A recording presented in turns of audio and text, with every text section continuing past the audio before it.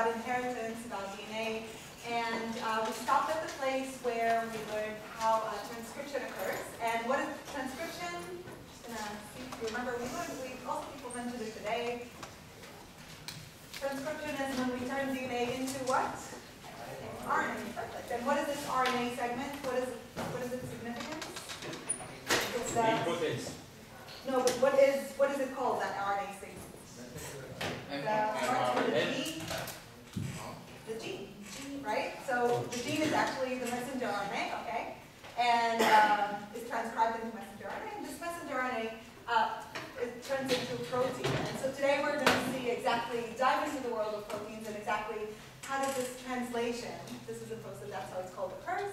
And then we're going to give some examples, and we saw a lot of examples about signaling. We learned a lot about signaling. Unfortunately, some of the things are repeats, but not exactly. So I think between everything that you get a good idea of what's happening there. So this is again the slide of the flow of the presentation. So yesterday we talked about Mendel and genetics, about inheritance, and what are chromosomes, what are alleles, about the circle of life, mitosis, meiosis. Then we defined DNA, the structure. We talked about the central dogma of molecular biology, about replication, transcription, and now we're going to talk about translation. And so just a little reminder again about what we talked about yesterday. So we have our DNA. DNA are in the nucleus of the cell. And in the nucleus, the DNA opens up at a certain location. Now we know it's due to some signal that the DNA gets. We get some transcription factors around here. And we start transcribing this segment of the DNA, which is the gene, into messenger RNA.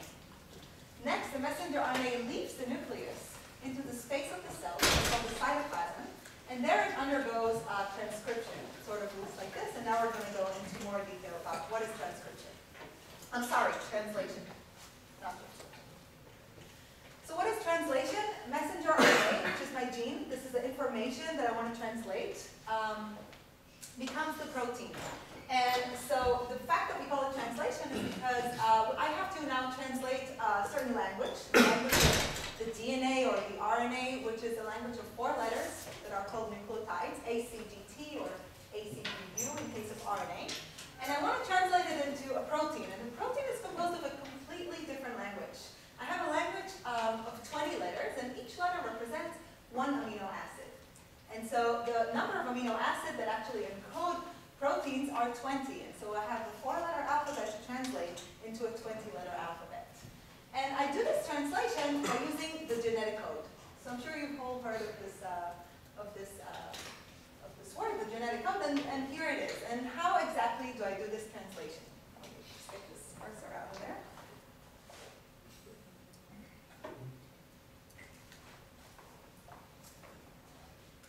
So I have my messenger RNA, and the way I read my messenger RNA is in 3 nucleotides by 3 nucleotides. And every 3 nucleotides is called a codon. And every codon, which is every 3 nucleotides, is translated into exactly 1 amino acid. And so let's start reading the first 3 nucleotides of my messenger RNA. I see they're A, U, and G. Which amino acid it is, I have to consult my genetic code. I go to my genetic code, the first nucleotide is A, the second nucleotide is U, okay, AU, and the third nucleotide is G. And so AUG translated into an amino acid called methionine. Let's go to the second one. The second codon follows right after the first codon is ACG. I consult my genetic code. What is ACG? A, C, and G. And I see that the second amino acid is threonine. And so I translated 1 amino acid and 2 second amino acid. Was there a question? I thought I saw. Okay. And so I go on codon by codon and I translate my messenger RNA into amino acids. And so why is it grouped in 3s? I guess it's a compromise of the information that I can get from the nucleotides compared to the number of amino acids. It's way developed over time. And so if I look at a codon of 3 nucleotides, how many options do I have if I consider all letters in each position? So I get 64 options that I can get. But I only mentioned that I have 20 amino acids. And so how does this go? If you look at the genetic code, you can see that there's a lot of redundancy here. So you can see that there are a lot of codons that code for the same amino acid. For example, in leucine, there are 6 different codons that code for the same amino acid.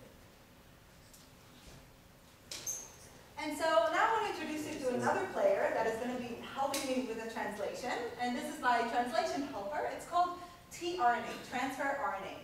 And this is another type of RNA, not to be confused with mRNA. mRNA is my messenger RNA that I'm translating. And so there are a lot of different types of RNA in the cell. So I have all these RNAs that can help. They can, if you remember yesterday, we mentioned that the RNA can get this 3-dimensional structure.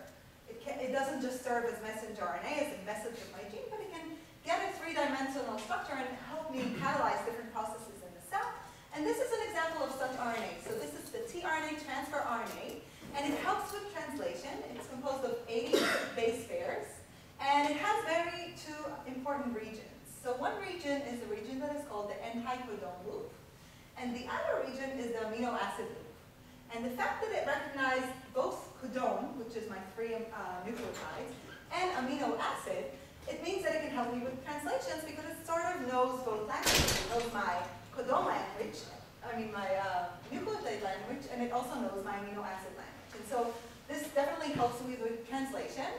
And the way this happens is that the anti-codon side is complementary to the codon in the messenger RNA. So if this is my messenger RNA, I have codons, which are 3 nucleotides.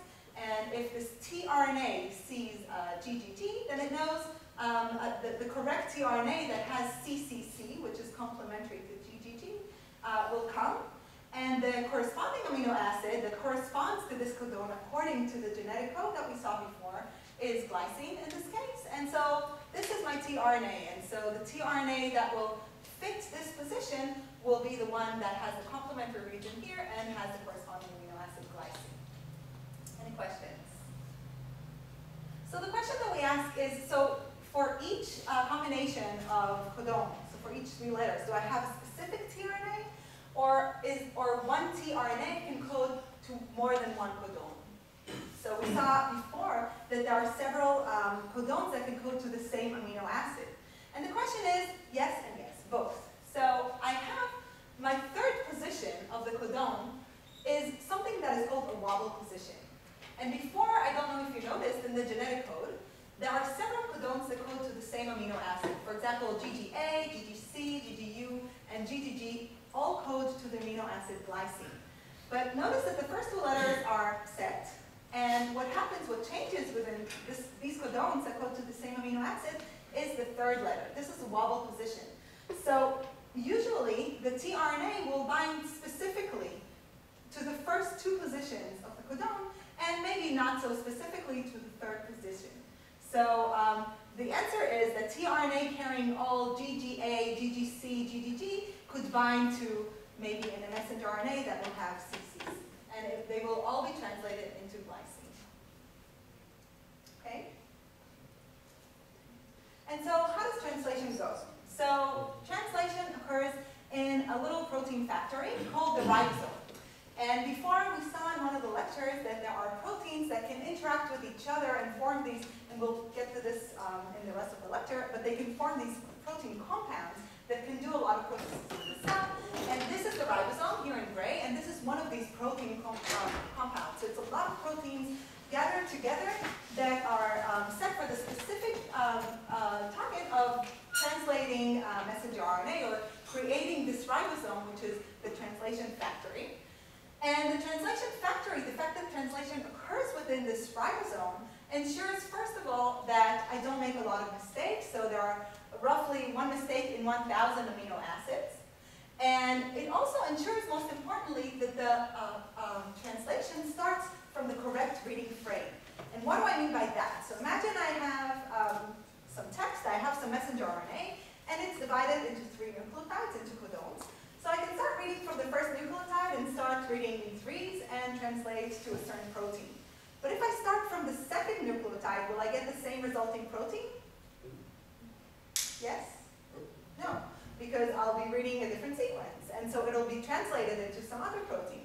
If I start from the 3rd nucleotide, I can get a completely different protein, and then I completely defy the purpose of this messenger RNA that is supposed to be translated into the correct protein. So the ribosome actually ensures that I start within the correct nucleotide each time, and so I know which 3 nucleotides I have to skip each time to translate correctly. So how does it do that? It actually does it in 3 steps. So the first step is initiation. We mentioned that the messenger RNA is created in the nucleus of the cell where the DNA is, and then it goes out of the nucleus into the cytoplasm, which is the space of the cell. And so in there, a ribosome finds it, the messenger RNA, and sort of closes itself on the messenger RNA. So the ribosome is composed of this top part and the second part, and they simply close on top of the messenger RNA, and they start moving across the messenger RNA and scanning it. And what they're looking for is the start codon. And the start codon, starting with the start codon, makes sure that I start with the correct reading frame. And so there is only one start codon in the whole genetic code, and it is AUG, which is translated into the amino acid methionine. And so the ribosome scans the messenger RNA until it reaches the specific AUG, the specific methionine codon, and then it starts translating. And so the way it translates is actually, so this is my messenger RNA, and I have some free spaces here. I'm not going to go into detail about them, but just imagine, and these are my tRNAs, so these are my translation helpers, okay, that know both the codon and the amino acid. And so if in one of the sites, this, so now I'm reading the codon, for example, UUU, and so the tRNA that is complementary to this UUU that has AAA on its anticodonal site comes, sits on the messenger RNA, and starts and adds the amino acid that it's attached to on the other side into a growing chain of amino acids. And so every time the ribosome moves one space, and a tRNA, so for example, now the new site is GGG, and the new tRNA with the complementary letters to this codon comes, and it holds another amino acid that it will soon add to this growing chain of amino acids. And this growing chain of amino acids is later on becomes my protein. Of course, it has several other processes to undergo, but then eventually it becomes the protein. So what happens after the sequence, say the termination sequence, and before initiation? Like, is the sequence between them useless? So let me first finish, and then if you don't understand me, I can go to that again. So I'm only in my elongation part now.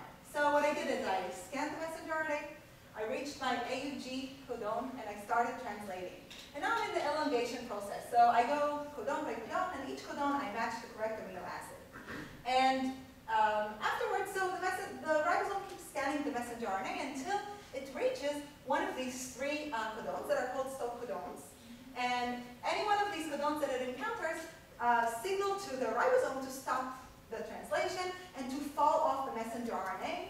And then simply this whole structure falls apart. So the messenger RNA goes to either be translated by another ribosome, because it can be translated a couple of times, or it simply goes and is being degraded in the cell, and the protein detaches from the ribosome and goes and does its duty. Does that answer your question? So I mean, after the termination, what happens? That's it. After the termination, then this is the termination of the translation. So the ribosome falls off the messenger RNA. So all the other stuff is useless? Like which other stuff? So in the mRNA, you're saying there's a start initiation. So you mean if this was a stop codon, what happens with this part? Yeah.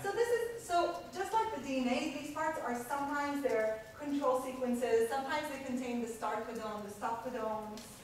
It depends which protein it is. So, yes. So we have 64 possibilities and only 20 that are useful. Why don't? So all of them. Not 20. All of them are useful. But that's the thing. There's like several codons. Yeah, but why don't we have like empty ones that they would codify an error? You know what I mean? What do you mean by empty ones? You could codify an error there. You know, if you don't have the precise one, that will signify there has been an error in the transcription. So you could just. It's not that it's not that she designed. I mean, I don't know. I'm messing. This is God. Whatever. So that's the idea, right? Because you could. So what you're asking, if I understand, I'm not sure I understand, but what you're asking is, Why do I have so many codons coding for the same Yeah, I mean, amino if you had acid? an empty one, you know, that would What not. is an empty one? Or one that is not assigned to a specific amino acid. So, for example, these codons could answer your question. They're not assigned to any amino acid. They simply, they're sort of like control sequences or control codons that just signal to do something else. But I guess during evolution, everything has developed so it'll have a purpose. I mean, that would be the question, right? Why? Okay. Why did evolution? Why is develop? repetition instead of, let's say, error control? Why is there? Sorry. Why is there repetition of the instruction instead of error control? There is an answer to this. I didn't want to go into detail. I'll just mention it very briefly. That imagine that you have a mistake here. So imagine instead of so these two codons, UCU and UCC, both code for serine. Okay, for the amino acid serine. So imagine there is a mistake, and instead of U in the messenger RNA that was supposed to be in my sequence, I got a C. So there was like a mistake in the transcription, and I got a C. So this allows me more mistakes. So I can make this mistake and still get the same amino acid, for example. Does this answer your question? Yeah. Okay. I have a question about the synchronization process. You said that, can you go back to the... Oh, back to this. Yeah. The AUG is the triplet that symbols the start of the protein. But since AUG, I'm searching for AUG and I don't know where each triplet starts, right? So in principle, I can have, for example, the sequence something that ends with an A, for example, ACA, followed by UGG, and I can think by mistake that from their configuration I can find this kind of synchronization sequence. So, yeah, so the fact that the translation occurs in the ribosome, so the ribosome, first of all, it has these 3 sites that are designed to catch each codon, so each 3. And of course, if they can catch also the wrong codons, so the fact that this happens in the ribosome also, so part of the control is not only reading the sequence, but it's also reading some of the way the messenger RNA is built, or its spatial structure. okay, so not only the information AUG supposed to start. Of course, there are additional factors that come into play and help the identification of the start. Yeah, that I didn't mention, but of course, like I said yesterday, there's always a bigger story behind what I say, and I just don't have time to tell it. But yeah, it's a good question. Yes. So some of the amino acids are coded by 4 codons and some are coded by 2 codons. So is there any relationship No. between? All of them are coded by 3 codons. No. I mean by 3 nucleotides. No, I mean 4 map to 1 codon. Oh, sorry, and yes. sometimes 2 map. You mean in this Yeah, genetic? I mean that's necessary because there are 20 instead of 16. So what I wanted to ask is there any relationship with the importance of the amino acids or something like that? There is a reason. I mean, not all of the reason, of course, have been studied or have been figured out, but there is a reason why leucine has 6 amino acids, 6 codons coding for it, and proline has different. And there are studies on this, yes. Yes. Okay, so let's see what are these proteins that are being made. So we finished our translation. The ribosome falls off the messenger RNA. The protein goes to its way. And let's see what is this protein. So as we mentioned before, yes? Why do we need protein? What does protein do? I will get to this later. I mean, we have seen enough examples, I think, in the lectures today, whoever was here, what can proteins do, but I promise I'll give enough examples of proteins and specific, non-specific examples, and you will see. So basically, proteins are what carries on the function in the cell. If I go to my book example, and the DNA is the big book, my messenger RNA, okay, the information is one of the pages that tells me some information about a gene, about a certain characteristic, the proteins actually go and do what's written in that page. So proteins are built out of amino acids. And there are 20 amino acids that code into proteins. And a protein is a chain of these amino acids. And usually you might see the chain of these amino acids referred to as a peptide, or a growing polypeptide chain. And the reason it's called a peptide is because each amino acid is connected to each amino acid in this chain by something that is called a peptide bond, which is a very strong bond between between these two amino acids. And so the basic structure of an amino acid is basically composed of 4 elements. I have this base here, which is a carbon and a hydrogen. It's in black. I always have a carboxylic acid group in red here. I always have one side that has an amine group. And what tells apart the 20 amino acids from one another is this green specific side chain. And each amino acid has a different specific side chain that actually gives it different properties. So each amino acid, I can say, has sort of different properties. For example, glycine, the side chain here is just a simple 1 hydrogen. But lysine has this long side chain here. And these side chains, like I said, give these amino acids different properties. And so they can be actually categorized very well into these different properties. Here, each letter denotes one amino acid. And you can have tiny, very tiny amino acids, small. They can be charged or not charged. They can be hydrophobic. Do you remember what hydrophobic is? So they're afraid of water. They can be aliphatic, just means a different side chains. Aliphatic is just a side chain that is sort of a ring of carbons. And they can have different properties. And so these properties, along with the order of the amino acid in the chain, in the polypeptide chain, actually determines what will be the shape of the protein and what will be its function. So the shape of the protein has a lot to do with the function that the protein will be. And all this information about what is the order of amino acids, what exactly are the properties of amino acids within this protein structure is coded, of course, in my messenger RNA that is being translated to a protein. And the messenger RNA, of course, comes from the big book of instructions, my DNA, that has all these instructions written in there. And so, when I said before, after my ribosome finishes to translate this long growing peptide chain of amino acids, then the protein is not done yet. It still has some way to go before it becomes the final protein. And the final protein, a good productive protein that does its work, is actually a folded protein, or folded peptide. Peptide is just a chain of amino acids. And the peptides actually start folding as soon as it comes out of the ribosome.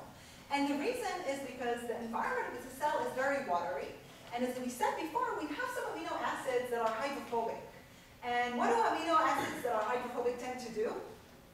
We saw that before in one of the lectures. So imagine you have a beaker, and you fill it up with water, and then you sprinkle drops of oil.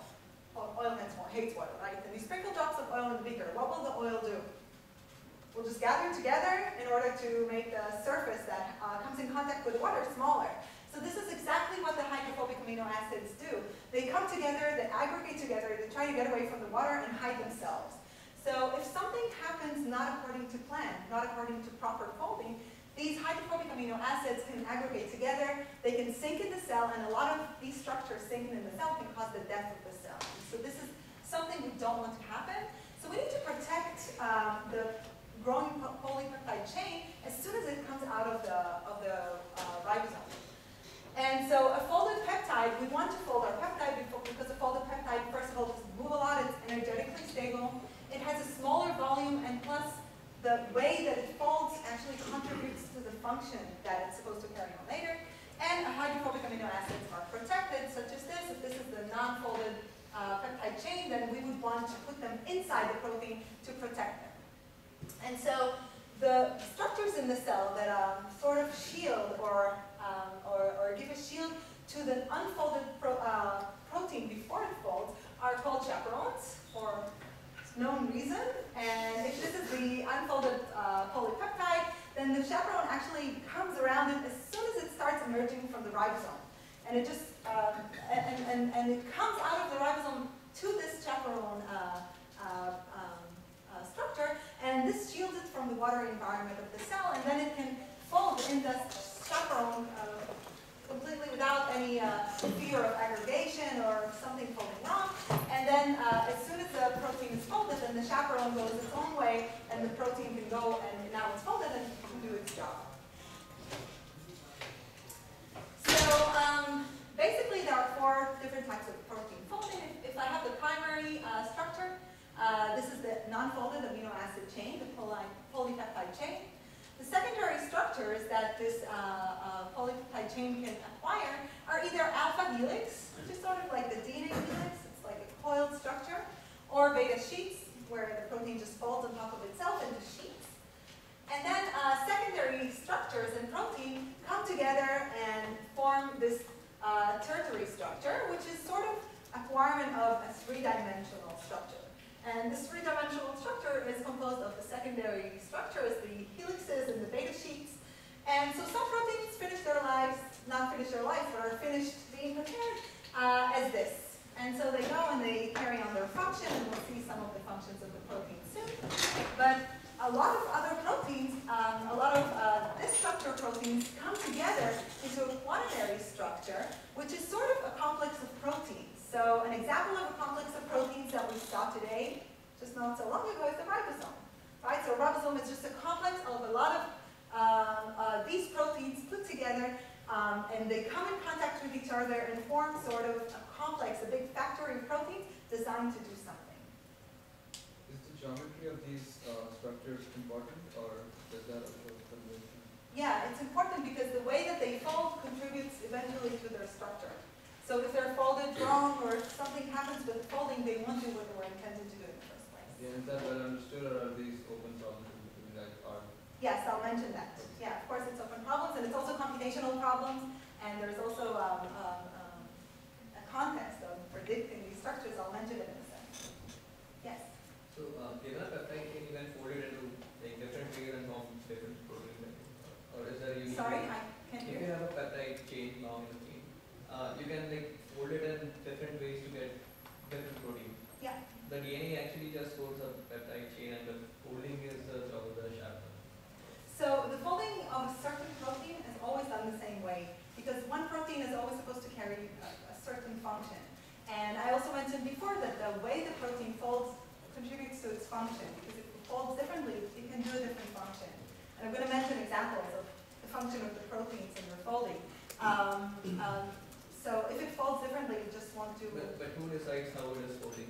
Everything is coded in the way the amino acids are ordered in the protein chain. So imagine you have like a hydrophobic, and then some non-hydrophobic. These hydrophobic amino acids will be inside the structure of the amino acid, of the protein, because they would want to be protected from the water environment of the cell. But it's not only the fact that they're hydrophobic or non-hydrophobic or have different properties, it's also a lot of other factors. So which amino acid is next to which amino acid. So it's all in the sequence of the order of the amino acids. And this is coded, of course, by the messenger RNA, coded by the DNA. So a last example of a protein that I'm sure you're all familiar with. Everyone has heard of hemoglobin.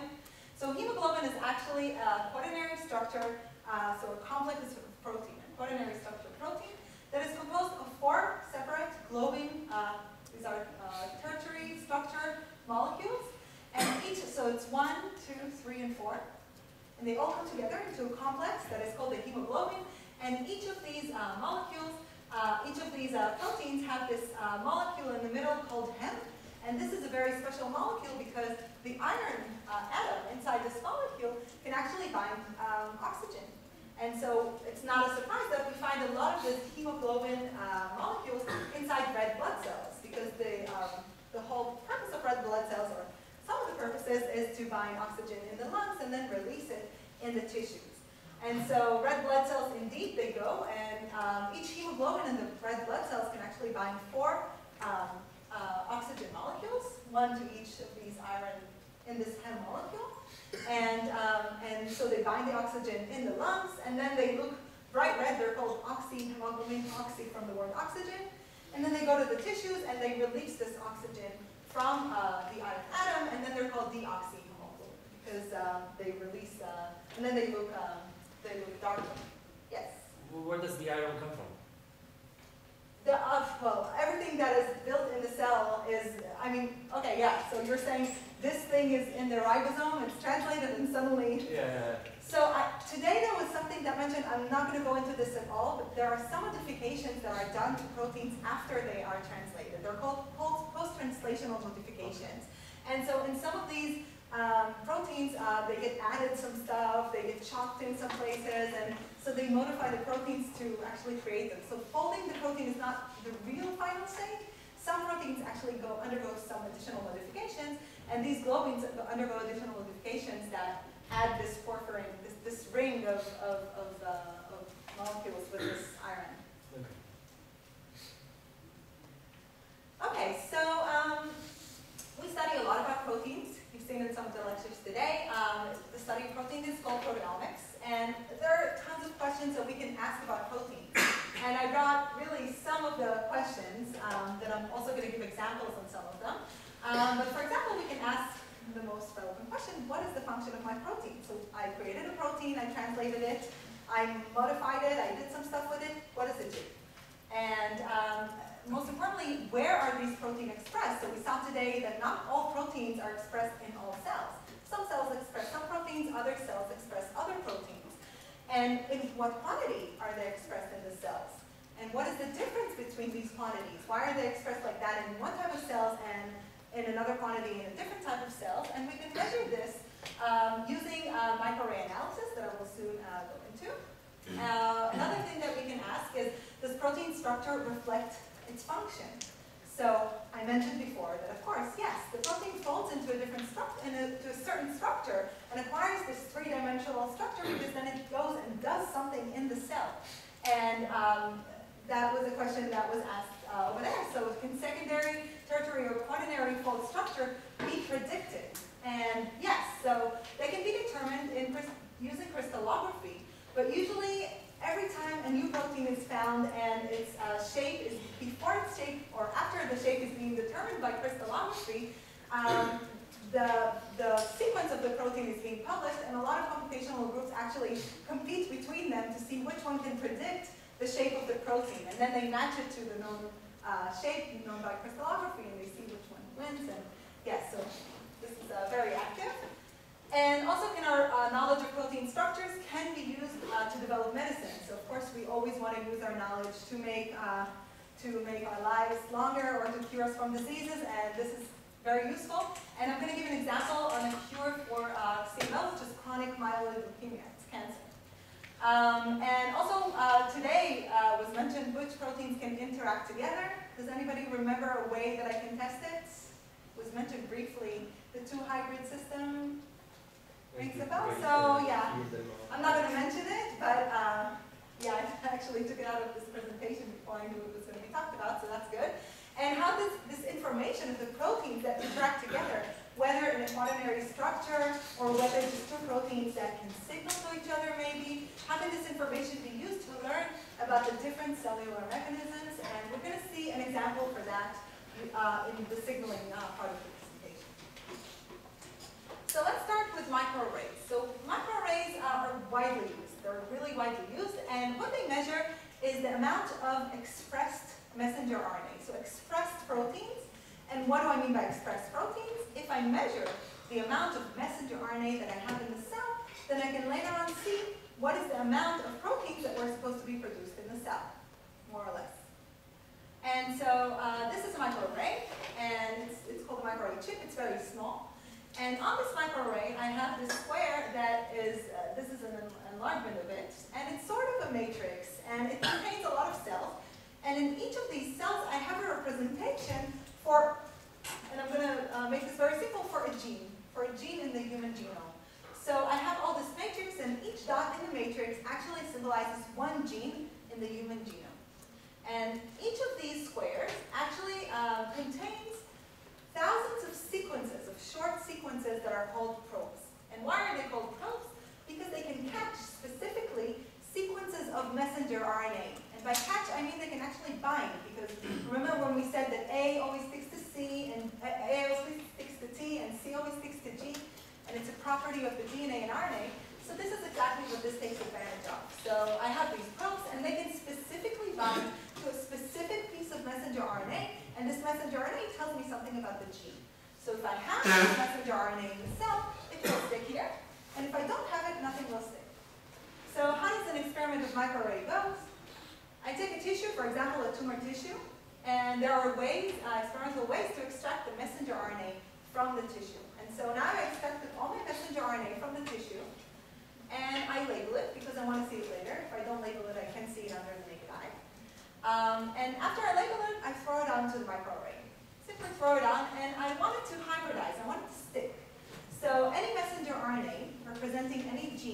any expressed protein that exists in the cell will bind. So for example, this messenger RNA bound here to its specific probe. Sometimes, by the way, this is not a really correct representation, it's usually longer, but different probes are different.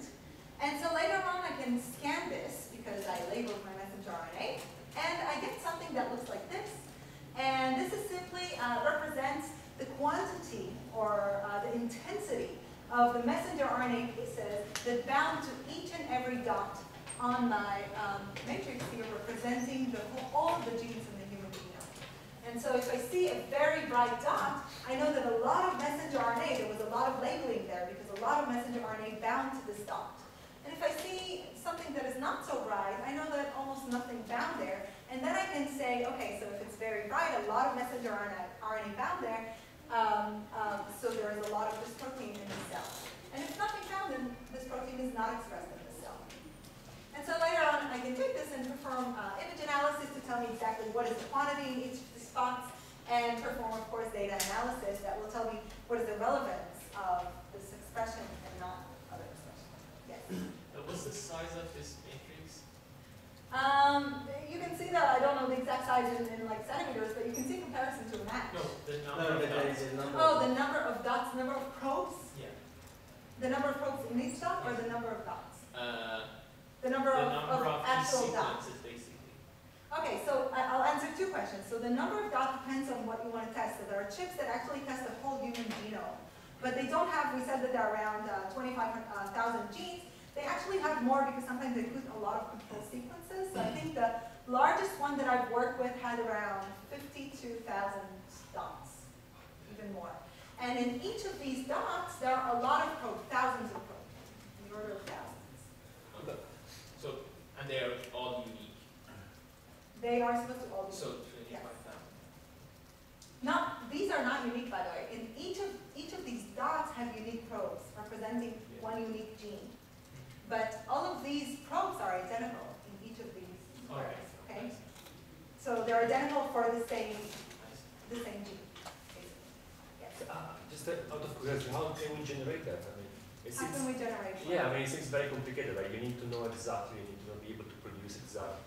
How can you generate this chip? Yeah. How do you know? Yeah. So, you know, the human genome has been sequenced, and we So more or less know. can we generate exact sequences of really? Yeah, the people actually know for each certain gene what is the sequence of this gene. And we can generate it too, you know, there's a difference between knowing what it is and being able to produce it. Yeah, you can generate it. You can actually take any nucleotide that you want. I mean, I showed you yesterday how nucleotides are built and how they're attached to each other. So you can generate nucleotides, you can attach them to each other, you can build any sequence that you want. That's pretty impressive. Yeah. So, thank you. Yeah, thank you. Few people. We give a moment. So each chip isn't customized to your own genome, right? No, so the chips are, well, there are chips like that too, that are customized per person. I haven't seen a lot of these because it's very expensive to generate something like that and it's very specific. So you would have a chip for the whole human genome, you would have a chip for the rat genome, for any species that you would want to measure. And like the commonality between people is enough to actually see. Yes.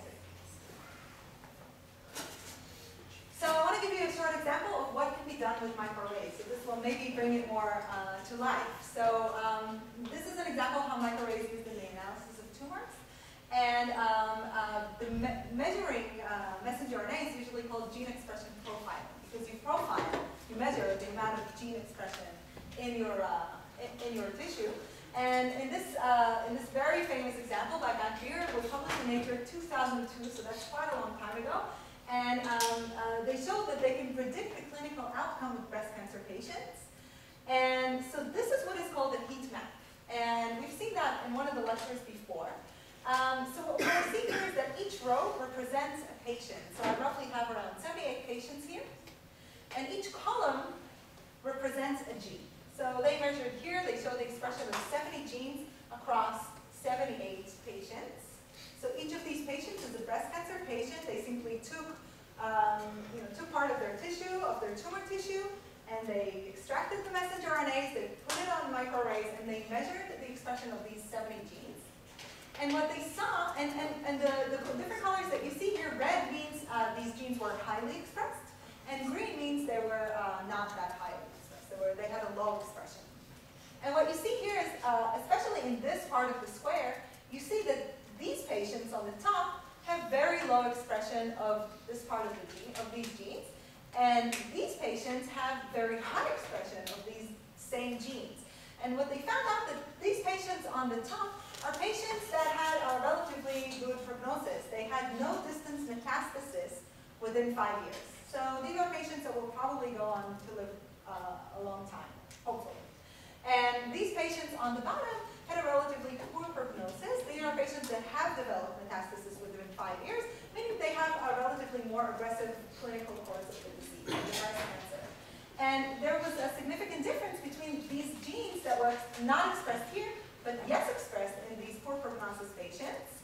And these genes, surprisingly, corresponding to genes that have to do a lot with tumor processes, with cancer processes, such as cell cycle, invasion, okay, of tissues, things that cancer cells do, metastasis, angiogenesis. Anyone knows what angiogenesis is? The tumor cell gathers a lot of blood vessels around it, so it'll be able to grow and get stronger and breathe. So it's like the lifeline of the tumor. And all these genes had to do with the development of these blood vessels, with invasion of the tumor, and these genes that were highly expressed in poor prognosis patients and low expressed in people with better prognosis. And this analysis was a breakthrough analysis, and it's actually used until today in something that in breast cancer patients, something that is called a mammoprint, which is a diagnostic test to assess the risk of breast cancer metastasis. So if you're breast cancer patients, you undergo a lot of tests, and one of these tests, if you choose to, you can get a mammoprint, you can get your these 70 genes measured, and then you can be categorized into one of these groups. And then this simply helps physicians to assess what kind of treatment they can give you and what will be next in your disease, what will be the course of your disease. But I hope everybody will be healthy. Okay, another way that we mentioned before is what can we know about the protein just according to the protein structure. So this is a very successful example of a product called STI 571. And this is actually the cure for most patients that have chronic myeloid leukemia, which is a form of cancer. And so something happens in these patients, in chronic myeloid leukemia patients, that doesn't happen in healthy individuals. What happens is that they have the chromosome, normal chromosomes you have, normal. I like to say healthy individuals, you have chromosome number 9 and chromosome number 22. And here on this segment, there's a gene called ABL. And on chromosome number 2, there's a segment of a gene called BCR, and they do different stuff in the cell. What happens in CML patients is that there is translocation of segments between the chromosomes. This actually occurs a lot in cancer patients. There's a lot of translocation, so different segments from a chromosome jump to another chromosome, and they switch, and they create all these genes that weren't there before in the cancer patients. And so what happens there is that the ABL gene jumps from chromosome number 9 into chromosome number 22, and part of chromosome number 22 jumps into chromosome number 9. And this is, if you look at most CML patients, you'll see this chromosome. It's called the Philadelphia chromosome. And this is a mark for CML patients. This is the first thing that they usually check. And so it's called the BCR-ABL gene. And this gene is aberrant. It's not supposed to be there. It's not supposed to be in healthy individuals. They just don't have this gene. And this gene apparently gets transcribed. It turns into a protein, an aberrant protein that is not supposed to be there. And eventually, it causes the tumor cell to be able to proliferate more. So it helps tumor cell proliferation. What happened is that so researchers have studied the shape of this BCR-ABL gene. And they saw, according to this shape, that it has this, before we learned what is domain. Domain is basically an active site on protein.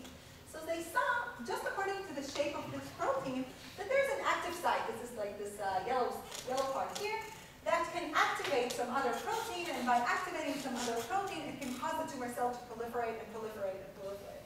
What happened is that they came up with this STI 571. By the way, it's called imatinib, which is the name of the cure itself. And then they inject this particle into these cancer patients, and this imatinib goes specifically protein and blocks the active site. And by blocking the active site, then this protein, this variant protein, can activate the substrate, can activate the other protein, and because it can't activate the other protein, it can cause the tumor cell to proliferate, and so tumor cell proliferation simply stops. And this is a very successful cure for CMO patients just by knowing the shape of the protein itself. Yeah. So is it a cure or it just prevents it from It's a cure because once you control tumor cell proliferation and you know the tumor has stopped proliferating, then you can just kill it using chemotherapy or some other regimens, and you can simply stop it. You can make it so you don't have to take this thing all the time. I think in this case, I'm actually not sure. So in some cancer, so this is also used for other cancer patients to block some other active sites and some other proteins. So this is a very successful medications, and also some alterations of it are used. And in some cases, yes, you do need to take it all the time. It's a good point. But in some cases, you take it once, this tumor cell just stops proliferating, and then you can kill it using some other. Yeah, because I mean, if you can undo the translocation, then you're gonna be fine, right? If you could know how to, yeah, but usually the bad case is that you don't know what triggers the translocation, you don't know what triggers the creation of the tumor, so you don't know what came first. So if you knew that, you could trigger, development of tumors all over. So. Okay, yes?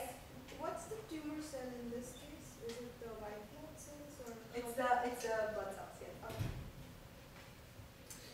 So, we mentioned before functions of proteins. So proteins, we mentioned that they carry out processes in the cell that are specified by the information encoded in the gene. So the gene is transcribed into messenger RNA, translated into protein. Protein goes ahead and does the function. And there are several types of proteins. They have a lot of functions. And one of the functions, for example, is that proteins can be enzymes. So they can catalyze chemical reactions. So, for example, we saw one such type of protein, which is DNA polymerase. We saw it yesterday, which catalyzes the polymerization of DNA during DNA replication. Another type of protein are structural proteins. So these are fibrous proteins. They provide the shape to biological components such as the cell. So there are proteins such as actin and tubulin, which actually provide the skeleton of the cell and hold the cell in its shape. Other proteins, which we are going to talk about now, are signaling proteins. And these are involved in signal transduction, such as antibodies. And I'm sure antibodies, are produced by some types of immune cells. And they can actually communicate or have a form of communication between immune cells regarding the foreign bodies that have dared to enter our body. And so, as you can see, a lot of the proteins are involved in some form of signal transduction in the cell. Now we're going to go on to signal transduction. And this is signal transduction. I mean, you've seen an example of this before. So what exactly is signal transduction in the cell? It's simply one protein, for example this. So all these colorful images here are types of proteins in the cell that are engaged in the signaling. And this is simply one type of protein saying to this protein, I'm activating you, and then this protein is saying to this protein, I'm activating you. And then there's a cascade of activation of proteins in the cell until something happens. And I just want to use this example to see what happens. So it's also actually a matter of luck that this example was mentioned before. So when we eat, there's a lot of sugar in our bloodstream, and every cell needs sugar because every cell needs to uptake the sugar and metabolize it and use it as a source of energy in the cell. So all the cells in our body need this sugar. And so just to let the cell know, there's sugar outside of you, you can just grab it. Pancreas cells, specialized pancreas cell, produce this hormone called insulin. And so insulin in the bloodstream ties itself to a receptor. And we mentioned, one of the lecturers mentioned before that a receptor is simply another protein. But this protein has a part that sticks outside of the cell and a part that sticks inside of the cell. So this is the outside and the inside of the cell.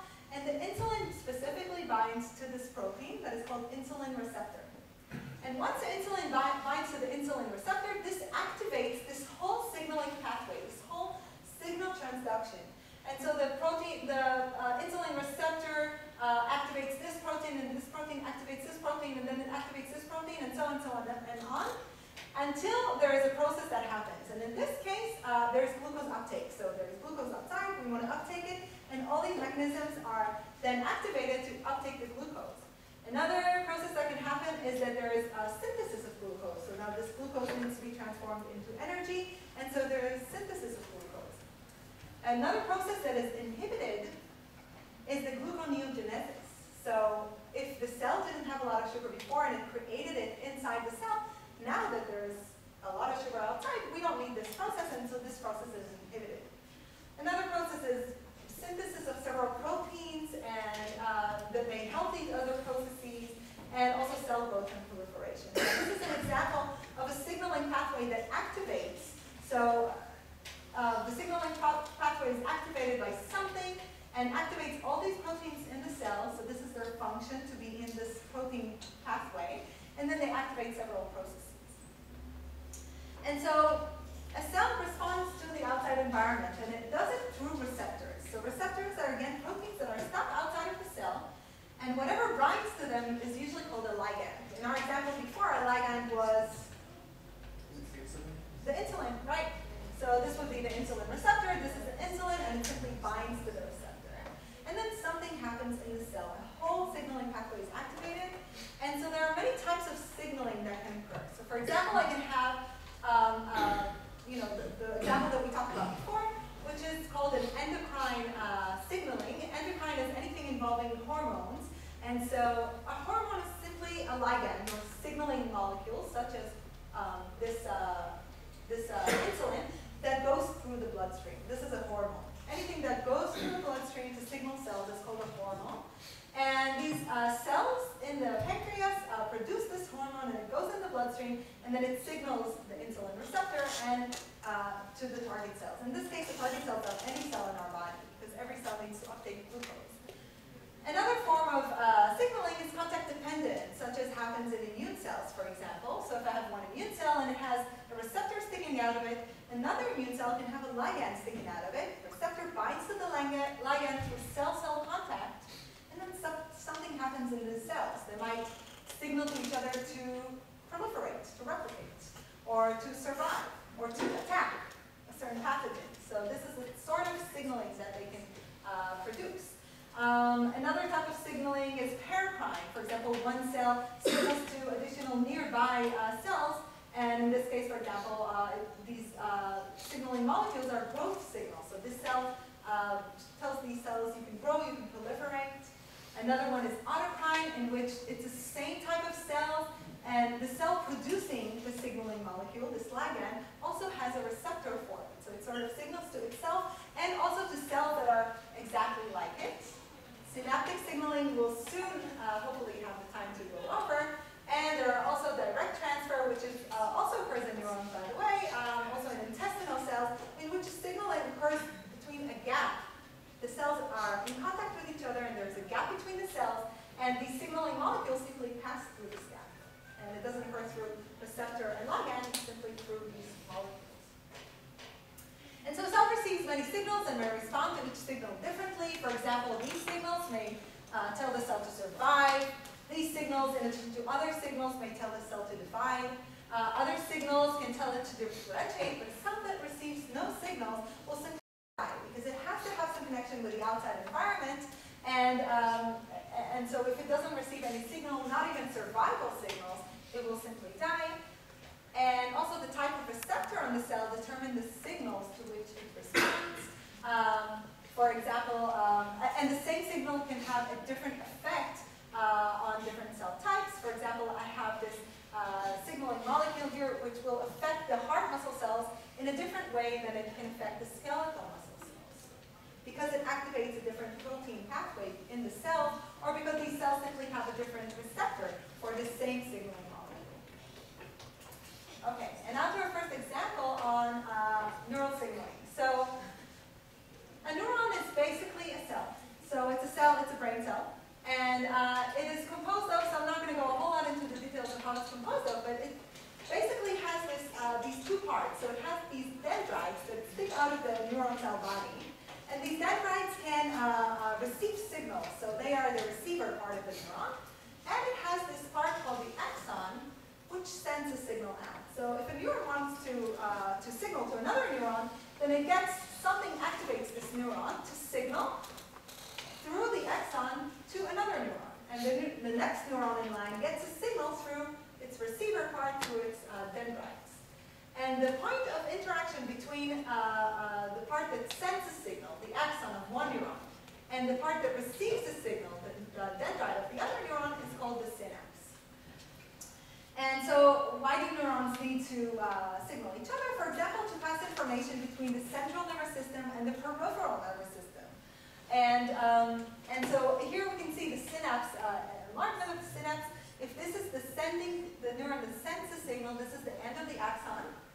And here it sends these signaling molecules, and in neural language are called neurotransmitters. And they are simply released here into the synaptic cleft, into the space. And this is already the dendrite of the receiving neuron. And it has receptors for these neurotransmitters, for these signaling molecules, and it picks them up, and then something happens in the cell, exactly like in any other cell that we have talked about. And so the neurons have something that is called a membrane potential. And so a membrane potential is basically the difference in electrical potential between the inside of the cell and the outside of the cell. And why would there be a difference in electrical potential? It's because there are different types of materials, different types of particles that exist inside the neuron and outside of the neuron. And they can't just pass freely through the membrane. So for example, if this is the inside of the cell and this is the outside of the cell, so there are some particles that can pass freely through the membrane, through what separates the cell from its outside environment. For example, these red particles. And so they pass through until they reach a concentration gradient, until they reach an equilibrium between the inside and outside of the cell. It's because the membrane is sort of permeable to them, so they can pass freely. However, there are some particles that the cell doesn't want to give up, the cell wants to keep because it's important for the cell, such as these pink particles, and the membrane doesn't just let them out, so the membrane is not permeable to these other parts. And so the only way that they can pass through is through something active. So we're sort of like we have the receptors sticking out of the cell. We also have another type of protein sticking out of the cell that is called a pump. And so these pumps can actively, using energy, pump things in and out of the cells. And so if I would want to pump out these pink particles, I would have to give energy to a specialized pump, a specialized protein that will pump these particles out. And so because the membrane is permeable to some particles and some not, and these particles are charged, so some can have negative charge, some can have positive charge, then I have a different membrane potential that is simply from the different particles inside and outside of the cell. And the neurons at resting state, their membrane potential is -70 millivolt. And so how does the neuron fire a signal? So this happens when the neuron doesn't fire anything, the neurons are not communicating. But when they do want to communicate, something happens to this membrane potential. It's called an action potential. So an action potential is actually the event in which the electrical membrane potential of a cell rises or changes. So it rises and then falls. And what causes it to rise? So you would guess that probably a different shift of the particles, of these charged particles between the inside and outside of the cell. So something happened, they start moving, and this changes the membrane potential. So, and it's called an action potential because when this happens, then it's said that the neuron fires the signal. This triggers the neuron to pass on a signal along its axon into the other neuron. And so what happens is basically, so to sum it up, what happens is that the sodium channels open, so there are channels that pump sodium inside the cell. These open and sodium flows in, and then afterwards these close, and then potassium, K+, flows outside of the cell through its own pump. So there are pumps that pump out potassium outside of the cell, and so we have the membrane potential at maybe -70 millivolt. What happens first is that the sodium channels open, and the membrane potential, because all this sodium starts flowing in the cell, this changes the potential, this changes the electricity of this membrane, and the sodium channels open, sodium flows out, more sodium channels open, and then when it reaches a certain threshold, the neuron fires a signal, and this firing of signal causes the neurotransmitters to be released into the synaptic cleft. And this is actually the signaling event. So these are released, they're caught by the receptors of the receiving neuron, and then something happens in the receiving neuron. Basically, if it receives enough signal from enough sources, then it will fire its own signal. And so later on, the sodium channels close, and the potassium channels, the K+ channels open, and the potassium flows out of the cell until the cell basically afterwards settles on the resting potential again, on the regular potential of neurons that do not signal. Yes? So, it's a slightly vague question, but do neurons alter the signals that they receive before they transmit them further? What do you mean by alter? I mean, so there's an input signal to a neuron, and then there is one that it transmits to the next neuron that it's connected to. Are they the same? As in, if we look at the spike trains, will they be the same, or will the neuron change it in some way? So just like any other cell, neurons can receive signals from many sources. So it's not like they have only one synapse through which they receive. So they have thousands of dendrites that receive a lot of signals. So once they receive a certain number of signals, and I guess this changes according to the type of neuron, then the signal fires. So is the function known in terms of? I'm sure it is. Yes, I'm sure it is. What the neuron does when it fires a signal? Yeah. Yeah, there are a lot of studies. I mean, some are still not known. Cases of Alzheimer and why the neurocells will disappear or do not signal anymore, but. So for a specific neuron, if we give the inputs, then the output is known. Or I think, yeah, I'm pretty sure this is. Specific neuron, specific. It depends on Some the people. You mean input? You're talking about just at the level of action potential being generated. That's why It's inherently stochastic. You need to really think in terms of the level of the ions moving around and whatnot. So if you only look at the one from spike trains, it's inherently stochastic. But there are models going back to Hotchkiss and Huxley who won the Nobel Prize, where if you look at it in terms of a differential equation going down at the level of ions, then it's much more of a deterministic phenomenon. So it depends on what scale you're thinking of. Okay, and in the 2 minutes that I don't have, I just want to finalize with this final slide because this is what I'm studying, the immune system, and so this is close to my heart. So I just want to finish with this. So this is a type of signaling that occurs within immune system cells.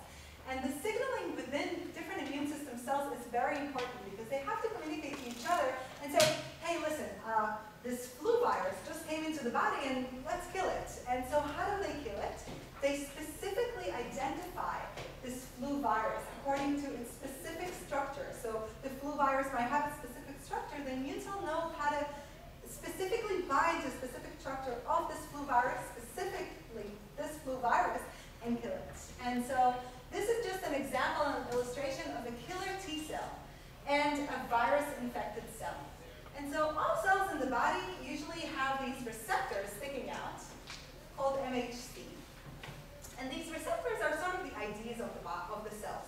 So there might be, you can think of the immune cells sort of as cups flowing in the bloodstream, flowing in the tissues, and then randomly they can come to any cell and say, hey, are you from here? Are you from this neighborhood?